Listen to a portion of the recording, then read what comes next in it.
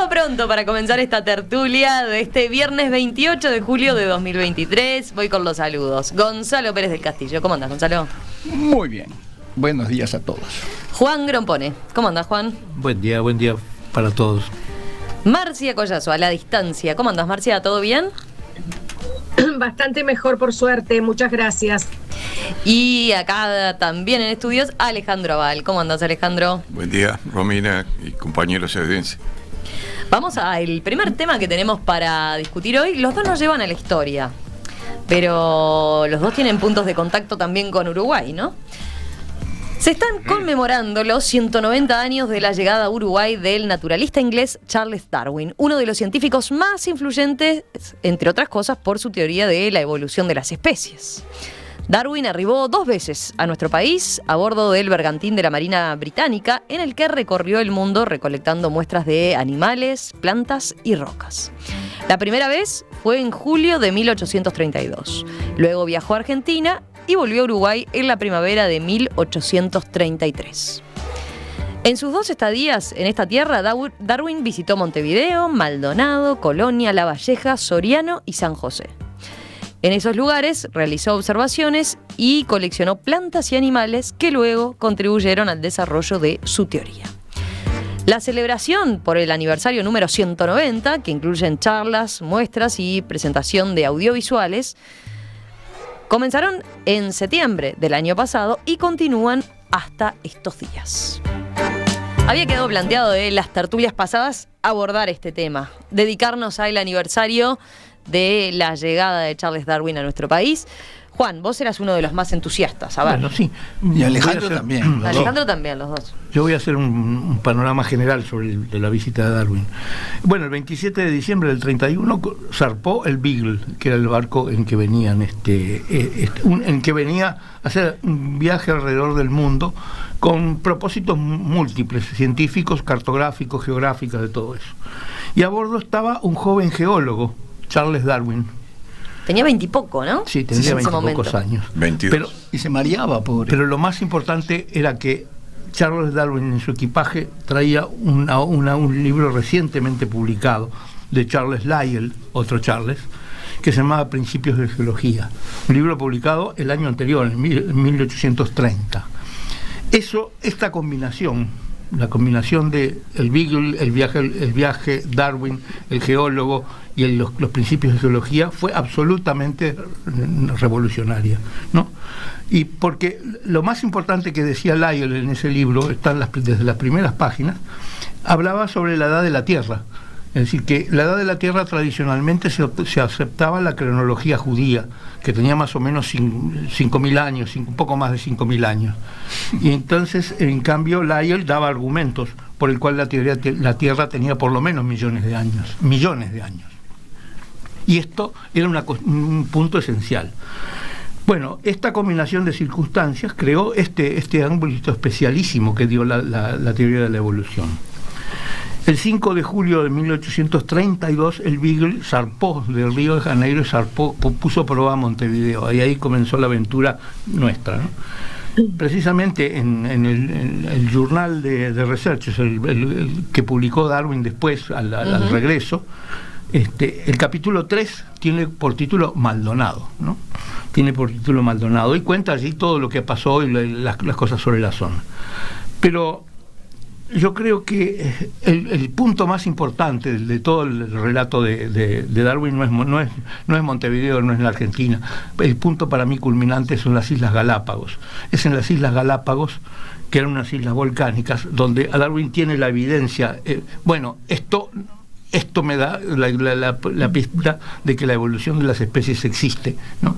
Y es fantástico ese pasaje, pero no es el tema que nos interesa ahora. Pero yo digo que ese es el momento culminante. Leer es absolutamente emocionante el pasaje de Darwin por los Galápagos.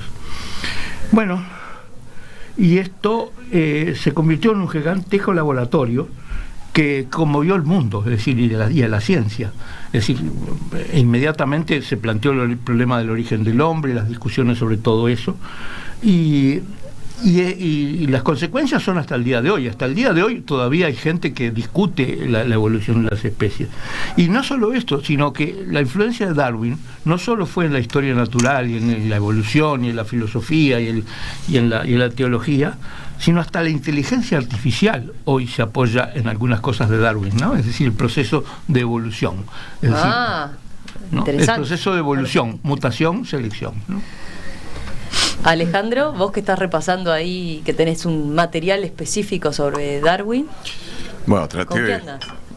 traté de leer algunas cosas sencillas y otras más complicadas sobre Darwin para ponerme, refrescar, conocimientos que de alguna manera tuve en algún momento de mi vida hace ya bastante tiempo, y que me dejaron como rastro la importancia de la figura de Darwin que mencionaba recién Juan. En realidad Darwin, claro, no es que haya inventado todo, porque tomaba muchas cosas de otra cantidad de científicos de la época. Cita una cantidad enorme de antecedentes. Sí, bueno, incluso no directamente con sus teorías, pero sí con la manera de razonar a su propio abuelo y a su propio padre, que tuvieron una personalidad particularmente destacada ambos. Pero lo cierto es que este hombre, fíjense, empezó a estudiar medicina allá cuando tenía aquí 17, 18 años. Estuvo estudiando medicina hasta que se aburrió y resolvió, a instancias de la familia, ir a estudiar teología. Y estuvo estudiando teología 2 o 3 años. Y después, cuando tenía 22 años, aceptó la propuesta que a través de alguien que no recuerdo el nombre ahora se le hizo al capitán Fitzroy para incorporarlo a la expedición del Beagle, que se suponía que era una expedición que iba a durar un par de años o algo así. Terminó durando 5 años, porque empezaron a fines del 31 y terminaron en realidad en el año 36, volviendo a una Inglaterra que, según contaba el propio Darwin, ya estaba muy cambiada.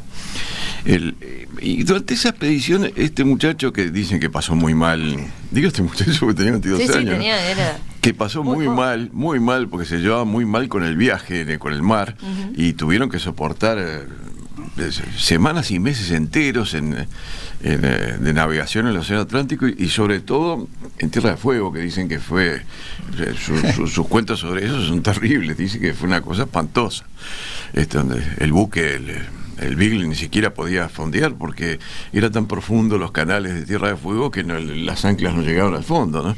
Y entonces iba azotado de un lado para el otro. Bueno, pero que uno dirá, bueno, pero ¿qué tiene que ver con Uruguay? Bueno, en realidad en general no se suele, por lo menos por lo que yo recuerdo, y he tratado brevemente de repasar ahora, no se suele mencionar la estadía de Darwin en Uruguay como un momento esencial del viaje de Darwin. A veces ni siquiera lo mencionan, ni siquiera dicen que estuvo en Uruguay, dicen que estuvo en Brasil, en la Patagonia, y hasta omiten contar que estuvo en realidad en Uruguay, estuvo en las Malvinas, estuvo de vuelta en Uruguay.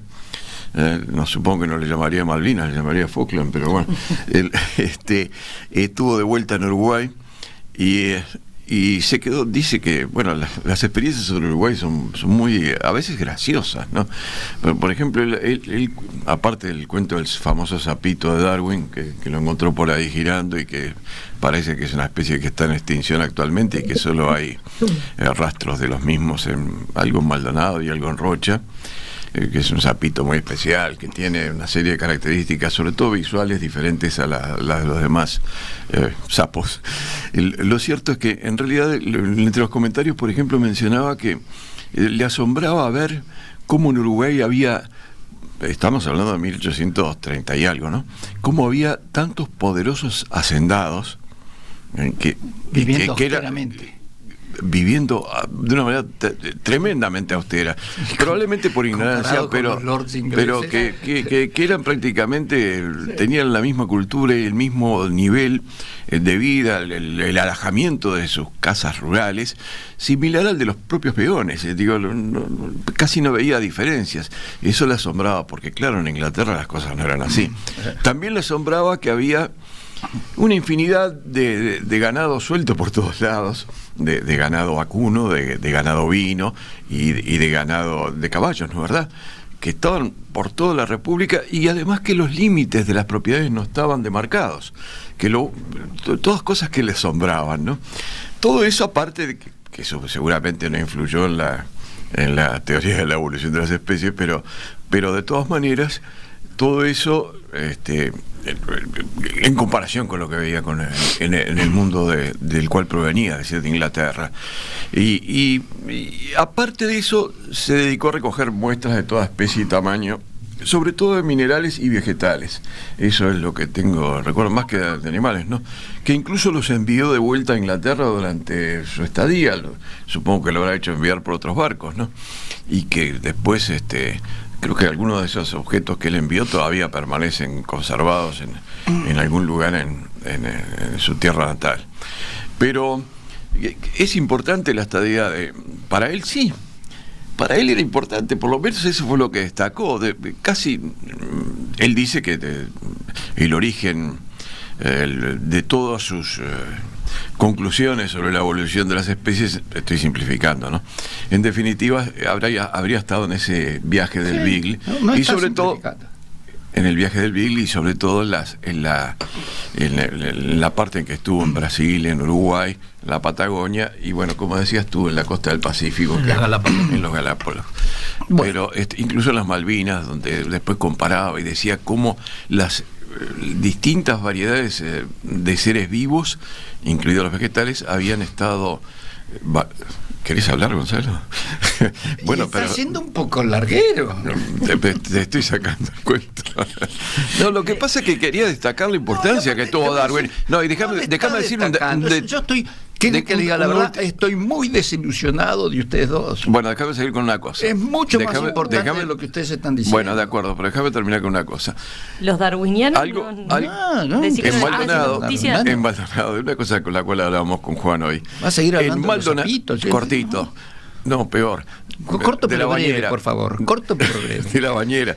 En el Museo Mazzoni, en Maldonado, que queda a la vuelta de la plaza, ¿sabes lo que hay? Por lo menos eso decía Manzoni, que era un viejo maestro de Maldonado, que bueno, cuya casa se terminó convirtiendo en un museo oficial. Está una bañera de hojalata, y entonces según nos decía Manzoni, cuando yo era adolescente y bueno, lo fuimos a visitar y eso, decía que era la bañera que había usado Darwin cuando había estado en Maldonado. Suponemos que no era una bañera tomada del Balco, sino que era simplemente alguna bañera que le habrán prestado en Maldonado. Pero si quieren ir a Maldonado y ver un rastro concreto, ahí van a encontrar la bañera de Darwin. De hojalata. A ver, Gonzalo, reivindica la figura de Darwin. A ver, un desastre. Con todo lo que estuvieron pidiendo para hablar de Darwin, de hecho lo dejaron. Yo pensé al principio que Juan iba por buen camino, pero se perdieron. A ver, Darwin es un personaje importantísimo en la historia de la humanidad. Sí, yo te lo pondría a la altura de Copérnico, Galileo, Jesucristo. ¿Por qué? Porque puso las cosas en una dimensión completamente distinta. A ver, Juan decía, la Tierra tenía millones de años. Los judíos decían 5.000, pero después resulta que no tenía millones, tenía miles de millones de años. Millones de años es lo que dice Lyell. Pero tiene miles de millones de años, ¿no? Dice que la vida en la Tierra tiene 4.000 millones de años. Es decir, el hombre tiene entre 100.000 y 300.000 años. Las civilizaciones humanas que nosotros conocemos tienen más o menos unos 5.000 años. Y un hombre, una mujer, viven más o menos 80 años. ¿Tá? Pero por algún motivo resulta que el hombre era el centro del universo. Y lo que hizo Galilei, que a Galileo no le costó la vida, pero a Copérnico sí, y a Giordano Bruno también, fue decir, nosotros no somos nada. No es que todo el universo gira alrededor de la Tierra. No. Nosotros somos una cosa infinitísimamente poco importante. Y en el fondo, la teoría de Darwin lo que hizo fue colocar al hombre en su correcta dimensión en el universo. Es decir, no todo el universo fue creado para el hombre, porque el hombre, visto en esta perspectiva, es un minúsculo personaje. Y eso evidentemente tuvo unos tremendos impactos. No, como dijo Juan, eso sí, en la teología, en filosofía, en todo. El darse cuenta que el hombre es simplemente el producto final de una evolución de la especie, ¿cómo se llama? Porque dice que la teoría de Darwin dice que la sobrevivencia del más fuerte. No es así. La traducción de survival of the fittest no es el más fuerte, es el que se adapta mejor. Es decir, si vos sos el más fuerte y te comes todos los animales y te quedás sin alimento, te morís. Es el que se adapta mejor. Y el hombre terminó adaptándose muy bien y dominando todo el mundo por su inteligencia, etc. Pero después se construyó esta teoría de que el hombre era el centro del universo. Y lo que Darwin hizo fue colocar las cosas en su correcta perspectiva. Por lo tanto, yo creo que nosotros deberíamos celebrar que Darwin haya, porque él mismo dice que su viaje con el Beagle fue de las cosas de lo más importante que hizo en su vida, y buena parte del tiempo la pasó aquí en el Uruguay. Y nosotros, yo no veo que nosotros hagamos mucho alarde de eso. Hasta, bueno, tengo lugares, hasta le sacaron el nombre a Sacachispas. Exacto. Y ahora lo que nos queda es Darwin Núñez, pero aparte de eso no nos queda mucho más. Estás inspirado hoy. Roberto dice: Darwin generó en Uruguay toda una corriente filosófica y política que dividió las aguas entre los naturalistas y por otro lado la Iglesia Católica. Y en Soriano hay un monumento que recuerda su estadía en el lugar, Río Negro hacia Palmar, dice Roberto. También está el Rincón de Darwin ahí en Punta Gorda, en Colonia. Hay varios después que nos apuntan sobre Luján. Dice: hay una hermosa muestra de Darwin en Uruguay en el Museo de Historia Natural, dice Luján, y nos manda fotos que dan cuenta de ello. Y ahora sigo buscando el Museo de Historia Natural de las distintas consideraciones. Es muy poco para ese personaje. Está bien. Es muy poco. Sí. Ahora Marcia va a hablar y va a poner a Darwin en su justa perspectiva, estoy seguro. No te asustes, Marcia, no le hagas caso a Gonzalo. Todos esperamos lo que digas, pero no es necesario que te pongan el compromiso de decir la última palabra. Más o menos sobre los aspectos, digamos, más importantes de lo que fue el viaje del Beagle ya se han dicho muchas cosas. No obstante, yo siempre recalco los azares de las circunstancias, porque Darwin no estaba llamado a subirse al Beagle.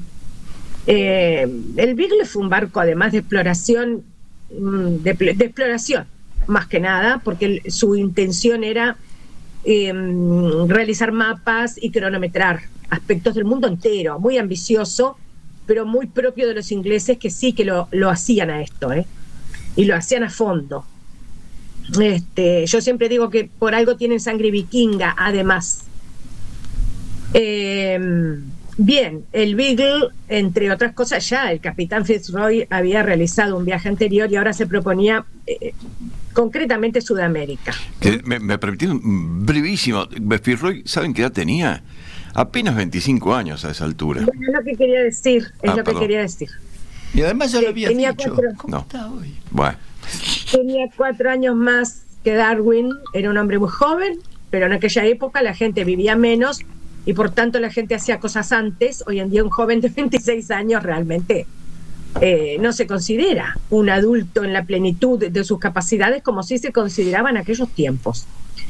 Pero claro, como digo, Darwin era un muchacho joven, un perfecto desconocido en el mundo científico, que seguía los pasos de algún científico, sí, de la época, de los que sí fueron invitados a subirse al Beagle, pero que no quisieron, porque eran gente con familia, con obligaciones, con trabajos, con compromisos con la comunidad, y al final quedó Darwin, por recomendación justamente de uno de estos científicos, un clérigo al que Darwin acompañaba mucho en sus expediciones botánicas.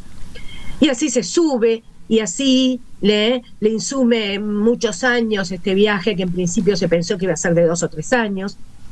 Y así también pasa la historia, salta a la historia Darwin, que va a escribir su libro El origen de las especies mucho tiempo después, ¿no? Unos 20 años después.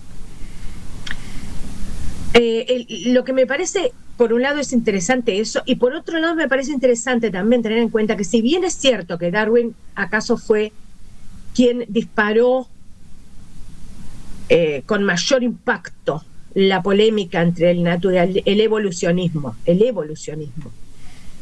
y el creacionismo, porque eso es justamente esa corriente que se contrapone al evolucionismo, aunque hay muchas corrientes de creacionismo también, no hay una sola. Pero bueno, se contrapone porque entiende que es una especie de falta de respeto a la imagen humana decir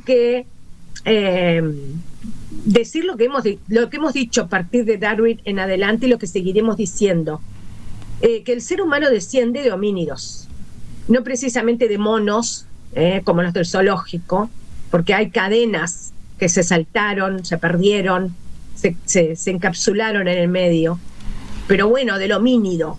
Y bueno, al creacionismo y en particular a las iglesias cristianas en general, no solo a la Iglesia Católica, le repugnaba literalmente, ¿no?, la sola idea de que el ser humano como creación divina pudiera descender de una cosa que para ellos era deleznable por inferior.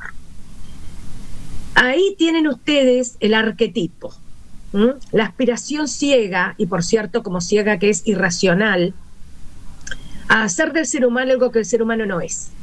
Una creación divina, bueno, muy bien, una creación divina para el creacionismo, pero peleada con toda posibilidad de desarrollo científico. Y extraña, a mí en lo personal me extraña, que tengamos que haber esperado hasta 1833 o 1859, si tomamos el libro La evolución, el origen de las especies, o sea, hasta ayer, para poder empezar a vislumbrar cosas que otros antes habían empezado a desbrozar, como ustedes mismos dijeron. Ustedes mencionaron a Galileo, a Copérnico y tantos otros, ¿no? Bueno, eso muestra que no estamos al final de la historia. Esa es otra cosa importante, no estamos al final de la historia. Esa es una ilusión que nos enceguece tanto, que yo creo que es uno de nuestros principales males como especie, antropológicamente hablando. Tenemos tanto para hacer aún de acá en adelante. El legado de Darwin no es que llegó a nosotros y como nosotros somos los vivos del presente, con nosotros se terminó la historia, nosotros vemos lo que hacemos o no hacemos con Darwin. No es así. Nosotros somos responsables de continuar este legado y de enriquecerlo de la manera que podamos. En cuanto a Uruguay, es cierto que se menciona muy poco, porque además no encontró nada muy importante en Uruguay fuera del sapito negro color azabache. Y el Toxodon platensis, el elefante ese. Encontró un cráneo de un animal enorme que se llamaba Toxodon platensis, le puso de nombre, y era como una especie de elefante enorme, y eso fue importante. Aparte del sapito. El sapito parece que vive y lucha en Rocha. Hay varios oyentes que dan cuenta en Cabo Polonio, en Atlántica. Y en Maldonado. Pero yo lo que quiero además destacar es que después Darwin tuvo un impacto derivado que va a seguir teniendo a su vez sus ramificaciones algún día, ya las tiene, en las ciencias sociales nada menos. Quiero decir que no se limita a las ciencias naturales. En las ciencias sociales y en la psicología en particular va a tener una repercusión notable. Pero eso lo dejo para una segunda intervención. A ver, ¿quieren adelantar algo, ir por esto que señalaba Marcia? No, lo que es notable es que no lo hayan matado a Darwin. Bueno, mira, Álvaro dice, el mayor obstáculo para Darwin fueron sus prejuicios. Y, sabedor de que no eran solo suyos y que había un antes y un después a la concepción de la vida, demoró una eternidad en mostrar las conclusiones ante tanta evidencia. Probablemente tuvo mucho miedo también. Sí. Porque bueno, a Galileo, bueno, a Giordano Bruno lo mataron, a Copérnico lo mataron. No, pero en la misma época de Darwin, también en Inglaterra, hubo gente perseguida por planteamientos más o menos parecidos. El mismo Darwin. Lo que pasa es que Darwin no tuvo, digamos, una persecución física, pero sí intelectual permanente. Y bueno, es famoso una controversia con un obispo anglicano allá por el año 1880, creo. El obispo Wilberforce. Qué memoria que tenés. Bueno, por el año 1880. En realidad, yo quiero, claro, pero tan revolucionario es que, además, el pensamiento, por lo menos de las iglesias católicas, que podría estar fuertemente vinculado a la teoría creacionista originaria que plantean los hebreos, la Iglesia lo ha aceptado y lo ha aceptado normalmente, por lo menos en las últimas décadas, ¿no es verdad? De que el proceso de la evolución parte del Big Bang, que además el que lo planteó fue un sacerdote. Teilhard de Chardin. No, Teilhard de Chardin no, fue antes. Pero Teilhard de Chardin fue el que desarrolló muchísimo, llamémosle la teoría del evolucionismo, para decirlo de alguna manera, ¿no es verdad? Pero es algo que se ha normalizado a esta altura, porque indiscutiblemente el que tiró la piedra fuertemente fue Darwin, y eso ha transformado la concepción del mundo, del origen del mundo, ¿no es verdad? Lo cual no quita la experiencia. Ahora sí estás poniéndote no quita la experiencia, no quita la teoría, bueno, naturalmente que aceptada por quienes tienen fe, de la creación del mundo a través de la experiencia del Big Bang y lo que lo antecede. Pero bueno, no vamos a intentar no llegar tan lejos. Lo importante es que cambió la concepción del ser humano que había hasta ese momento, y no solo a nivel religioso, la concepción que había en general, ¿no es verdad? Es formidable lo que hizo este hombre. Realmente cuando Juan dice que es uno de los más grandes científicos de la historia, creo que hasta donde llegan mis limitados conocimientos del tema, efectivamente es así. La importancia de Darwin es fundamental, y está conectado con Uruguay, ¿de verdad? Digo, aunque no se suele mencionar, está conectado con Uruguay. Estuvo acá, estuvo 2 veces y bastante tiempo. Como decías tú, Romina, recorrió 6 o 7 departamentos, creo que son 7 departamentos, incluida naturalmente la capital, Montevideo, y además los describió. Montevideo no tanto, pero los demás sí los describió. Y en el capítulo ese que tú mencionabas, Juan de Maldonado hace una fuerte descripción de todo lo que había vivido acá. Y bueno, tenemos que estar orgullosos de que un pequeño país haya participado de alguna manera en la generación de las ideas que las cuales después, sobre todo, se explayó ya sobre el 59 con la teoría de las especies. Exacto. Un libro que, por otra parte, tuvo un tiraje que se agotó el primer día de la edición, aunque era un tiraje corto, y tiene una segunda edición del mes siguiente, y después infinitas. Pero quiero decir, fíjense la expectativa que habría por saber lo que decía ese libro, que la edición se agotó el primer día. Bueno, yo creo que lo que quiero destacar es la sencillez de la limpieza de la teoría, ¿no? Es decir, porque en definitiva el libro El origen de las especies comienza observando la selección artificial, la selección humana del ganado y de las variedades vegetales y animales. Y entonces él comprueba que se puede seleccionar el ganado, se puede seleccionar el trigo, se pueden seleccionar las frutas, ¿no? Y entonces eso es un proceso muy lento, y ahí es donde interviene el papel de Lyell. Es decir, que si la Tierra tiene 5.000 años, no hay tiempo para la evolución, pero si tiene millones de años, entonces sí, ese proceso lento de la evolución que hacen los seres humanos cuando intentan seleccionar especies, también puede ocurrir de forma natural, y entonces eso es la clave. Entonces lo que a mí me maravilla es la explicación tan extraordinariamente simple del concepto de la evolución, ¿no? Es decir, en definitiva, como existe la herencia de los seres vivos, y la herencia es imperfecta, los padres, los hijos no son exactamente igual a los padres, tienen pequeñas variaciones, y hay variaciones que sirven para estar más adecuadas para el medio ambiente, y entonces esos son los que prosperan, y otras no, entonces esos son los que desaparecen. Mira, vamos con Marcia, o dale, Gonzalo. No, y lo que es importante de esto que está diciendo Juan es que el que sobrevive es el que se adapta mejor, no el que es más fuerte, porque el hombre, lamentablemente, lo que está demostrando, y la amenaza grande que es tan fuerte que puede destrozar toda la civilización. Y no es el más fuerte el que hace evolucionar las cosas, sino que el que se adapta mejor. Y nosotros nos vamos a tener que adaptar a las condiciones que el mundo ahora nos está pidiendo para poder sobrevivir. Y no vamos por muy buen camino. El mismo Darwin decía que la adaptación de las especies vivas lo había comprobado, lo dice en sus memorias, creo, que es en las memorias, si no me acuerdo mal, dice que en la autobiografía, ¿no?, que la adaptación de las especies la había comprobado comparando la flora de las Malvinas con la de la Patagonia y incluso la de Uruguay, ¿no, verdad? Cómo habían ido adaptándose con pequeñas variantes la misma especie al hábitat en el cual estaba. El de las Malvinas muy distinto del por ejemplo, el de Uruguay, ¿no? Bueno, y los Galápagos son el caso más que claro.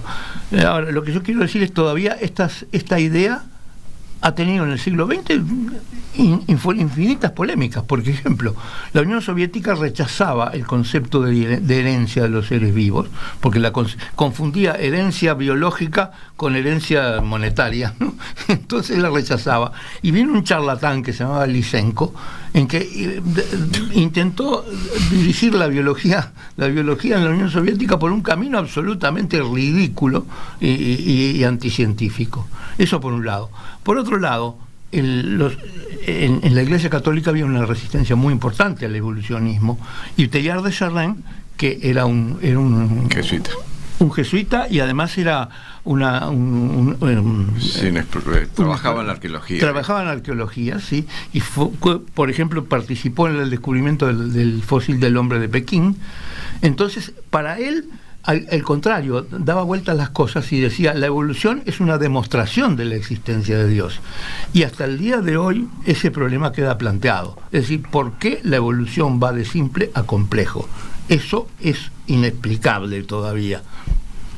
Marcia, a vos te quedaba el aspecto de las ciencias sociales, ¿no? Sí. Su influencia en las ciencias sociales.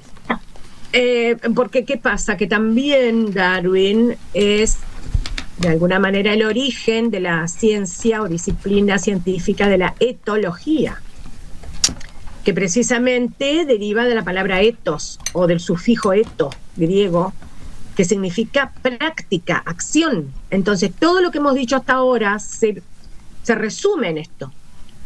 Todo lo que hemos dicho del más apto, ¿no? Justamente la adaptación es eso, ad apta. Es justamente cómo lo manifestamos, a través de conductas, a través de acciones. No hay otra forma. Pero claro, en el ser humano la cosa se complica un poco más, porque las acciones del ser humano se manifiestan no solo por hechos físicos, motores, sino también por el verbo, por la palabra y por la intención o la voluntad. Todo eso está presente en numerosas ciencias sociales, de las cuales destaco la antropología, porque la antropología no es una ciencia natural, aunque, bueno, los límites interdisciplinarios son bastante difusos y cada vez lo son más. Y yo acá quiero mencionar entonces otro aporte de Darwin, que es el de haber estudiado nuestros tipos humanos, cosa que también hizo otro inglés muy poco tiempo después, en realidad, que fue Enrique Hudson. Nacido en 1841, según creo, no me acuerdo de memoria, pero por ahí. Y cuando Hudson habla de la tierra purpúrea, habla de los tipos humanos, ¿no? Y lo mismo va a ser Darwin, especialmente en lo que a nosotros respecta. Y entonces yo les quiero leer un pedacito, porque me parece que nada mejor que escuchar la voz del propio autor cuando habla de los gauchos, ¿no? Y dice, en primer lugar dice: las 4 cosas necesarias para la vida en el campo: pasto para los caballos, agua, carne y leña para hacer fuego. Y luego dice: los gauchos no caben en sí de gozo al ver tanto lujo. Bueno, lujo era y sigue siendo para mucha gente, para miles de forzados habitantes del mundo, tener pasto, agua, carne y leña, hasta el día de hoy. Eso es parte de la etología también. Y luego dice: al anochecer hicimos alto en una pulpería o tienda de bebidas. Durante la noche vinieron numerosos gauchos a beber licores y a fumar puros, que no creo que fueran puros, pero bueno, se fumarían naco picado. Su continente atrae sobremanera la atención. Por lo general son altos y bien formados, pero llevan en el semblante cierta expresión de orgullo y sensualidad. Usan con frecuencia bigote y cabellera negra rizada que les cae por la espalda. Con sus trajes de distintos colores parecen una raza de hombres muy diferente de lo que podría esperarse de su nombre de gauchos o simples campesinos. Y luego mirá lo que dice: excesivamente corteses, pero mientras brindan a tu salud y os hacen una inclinación demasiado obsequiosa, parecen dispuestos a degollaros si la ocasión se presenta. ¿Y qué es eso? Tipo humano, praxis, etología.